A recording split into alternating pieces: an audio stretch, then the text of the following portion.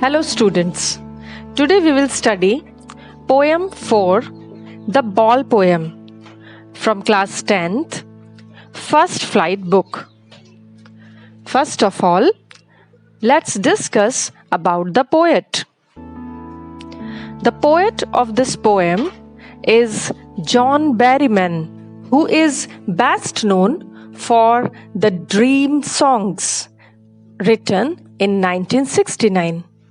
An intensely personal sequence of 385 poems which brought him the Pulitzer Prize and National Book Award.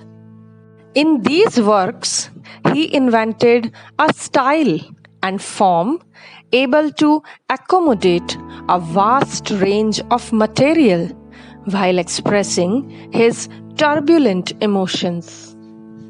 Now, let's recite the poem. What is the boy now who has lost his ball? What is he to do? I saw it go, merrily bouncing down the street, and then merrily over, there it is in the water. No use to say, oh, there are other balls. An ultimate shaking grief fixes the boy as he stands rigid, trembling, staring down all his young days into the harbor where his ball went. I would not intrude on him. A dime, another ball is worthless now. He senses first responsibility. In a world of possessions, people will take balls. Balls will be lost always, little boy. And no one buys a ball back. Money is external.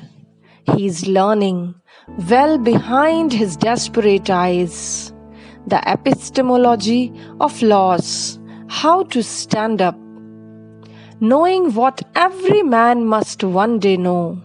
And most know many days how to stand up. Dear students, in this poem, a boy loses a ball.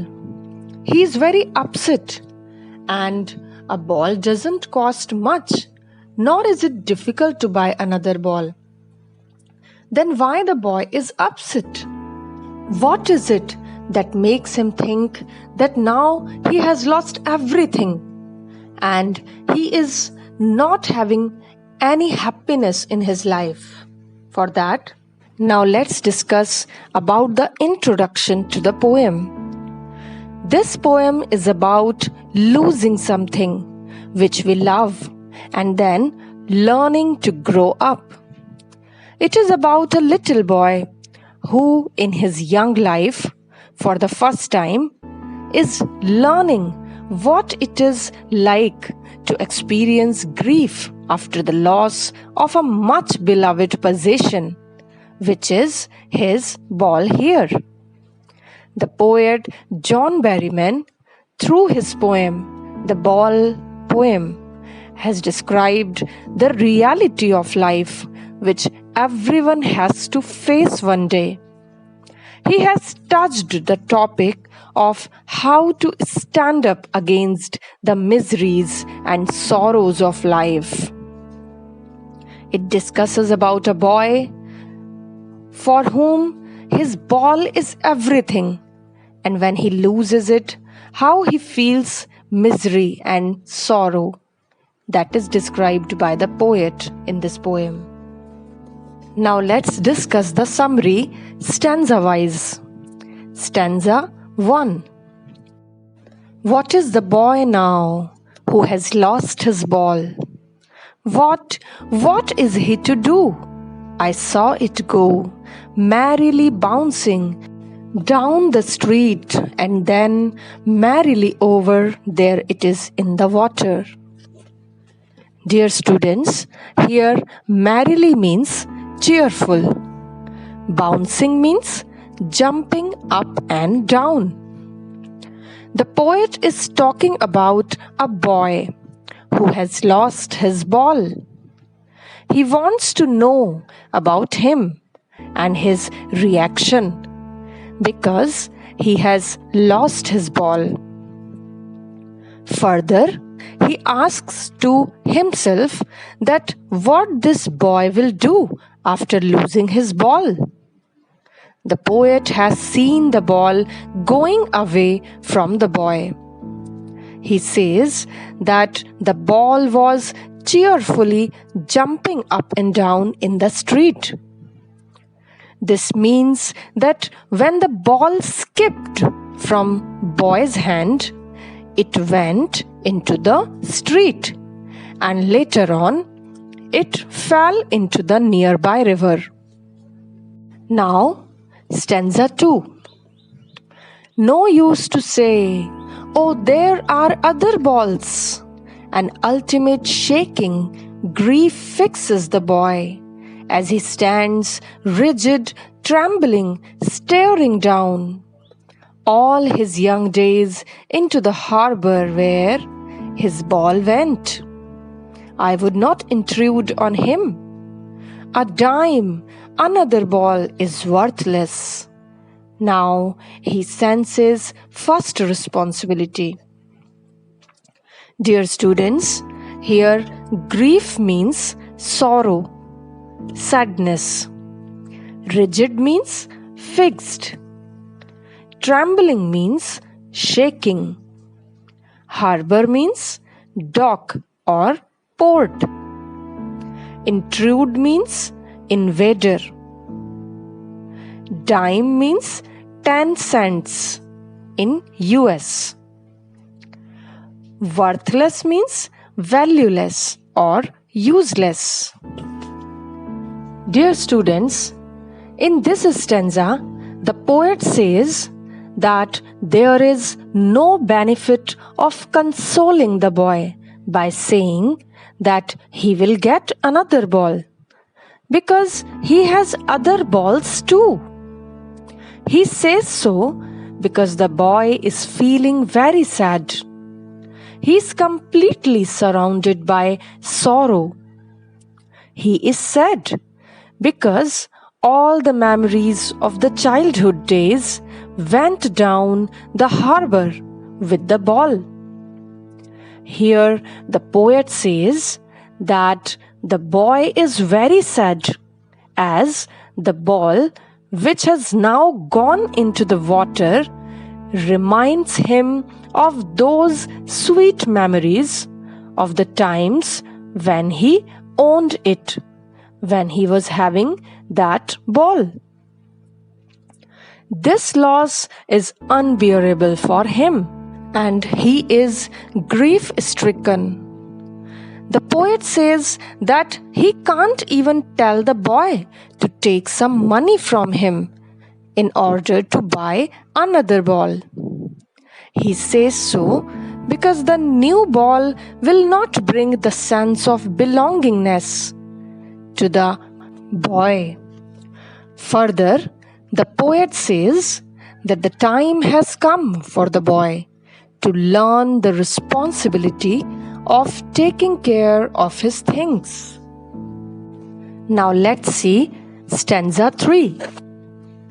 In a world of possessions, people will take balls. Balls will be lost always, little boy. And no one buys a ball back. Money is external. He is learning well behind his desperate eyes the epistemology of loss, how to stand up, knowing what every man must one day know, and most know many days how to stand up. Dear students, here possessions means ownership. External here means things with which feelings are not attached. Desperate means hopeless. Epistemology is derived from Greek word episteme, which means knowledge.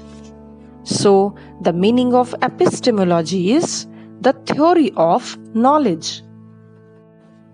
Here, the poet says that the boy has to learn that in this materialistic world, many of his belongings will be lost. He personifies the ball as his belongings, be it the worldly things or the relationships he is in possession of. So he says that he has to learn to live without them. The poet says that no one can buy back such things for him. The poet said so because according to him, money can't buy you everything. If it does buy you some materialistic thing, still it will not be able to buy the sense of belongingness. That feeling that you will think that the particular thing is yours. This feeling you cannot buy. He says that the boy is learning how to stand up against the sense of lost things.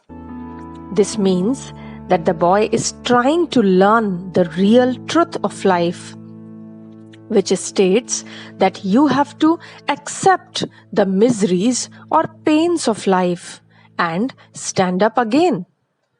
This is the truth which everyone has to learn in his or her life. The harsh truth of standing up against the odd miseries of life that everyone has to bear. So, what is the moral of this poem? Dear students, the moral of this poem is money is external. It cannot buy back our love, nor replace the things that we love, the things that really matter. In this poem, the boy's ball personifies his young days and happy innocence. In this world, people will take balls just as they will take away our innocence and force us to grow up. Here, people will take away our balls means people will always take away our beloved things from us. And in this way, we will learn how to grow up, how to become matured, in spite of having the sorrows and miseries in our life. Hope you understood the poem. Thank you very much for watching the video.